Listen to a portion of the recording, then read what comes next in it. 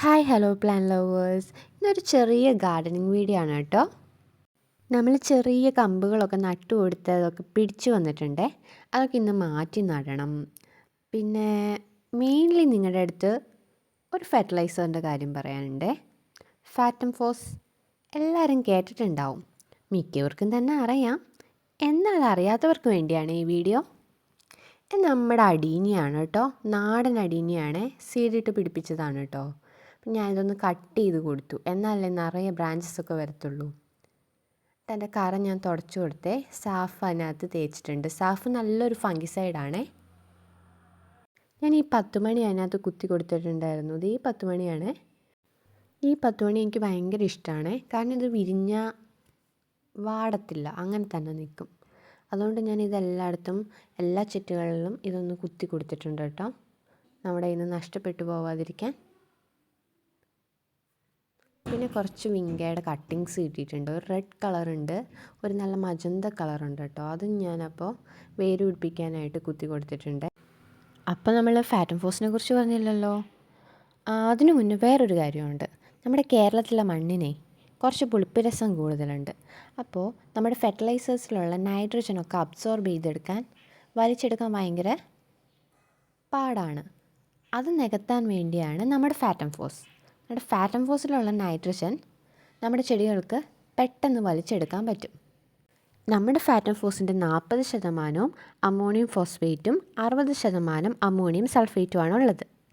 അതിലടങ്ങിയിരിക്കുന്ന ഘടകങ്ങളാണ് 20% nitrogen, 20% phosphorus, 13% സൾഫറുമാണ് ഉള്ളത്.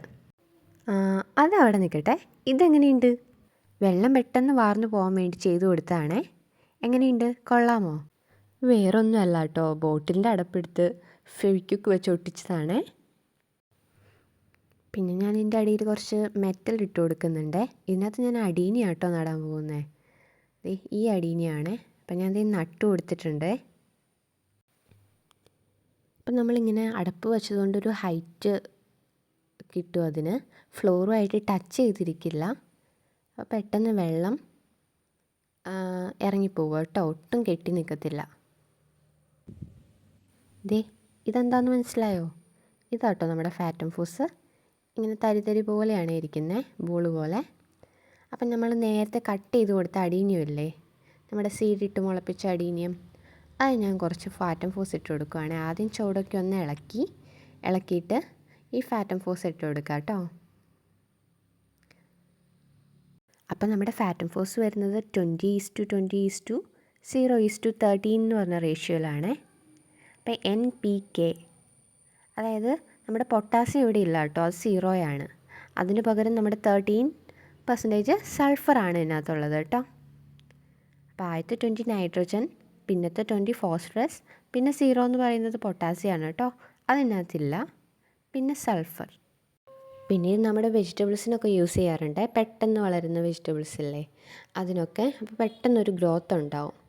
ഇതൊരു നമ്മുടെ ചെടിച്ചട്ടിയുടെയും പ്ലാന്റിൻ്റെ ഒക്കെ വലിപ്പം അനുസരിച്ച് ഒരു 5 ഗ്രാം 2 ഗ്രാം ഒക്കെ ഇട്ട് കൊടുത്താൽ മതി. നമുക്ക് ഫോളിയർ സ്പ്രേ ആയിട്ടും സ്പ്രേ ചെയ്ത് കൊടുക്കാം കേട്ടോ. പിന്നെ ഞാൻ കുറച്ച് കട്ടിങ്സൊക്കെ നട്ട് വെച്ചത് പിടിച്ചെന്ന് പറഞ്ഞില്ല, അതൊക്കെ മാറ്റി നട്ടു. അപ്പം ഞാൻ എല്ലാത്തിലും നല്ല ഹോള് വലുതാക്കി ഇട്ട് കൊടുത്തിട്ടുണ്ട് കേട്ടോ. അപ്പോൾ നട്ട് വെച്ച എല്ലാത്തിനും ഞാൻ കുറച്ച് വെള്ളം ഒഴിക്കുന്നുണ്ട് കേട്ടോ. ഞാനിത് തണലത്ത് തന്നെയാണ് വച്ചേക്കുന്നത്. കുറച്ച് ഒരാഴ്ചയൊക്കെ കഴിഞ്ഞിട്ട് നമുക്ക് വെയിലത്തോട്ട് വയ്ക്കാം. പിന്നെ എൻ്റെ വീഡിയോ ഒക്കെ ഇഷ്ടപ്പെട്ടെങ്കിൽ ഒന്ന് സബ്സ്ക്രൈബ് ചെയ്യണേ ചെയ്യാത്തവർ. പിന്നെ ലൈക്കും ഷെയറും ചെയ്ത് തന്നെ ഒന്ന് സപ്പോർട്ട് ചെയ്യണേ. അപ്പോൾ എല്ലാവർക്കും ഹാപ്പി ഗാർഡനിങ്. ബൈ.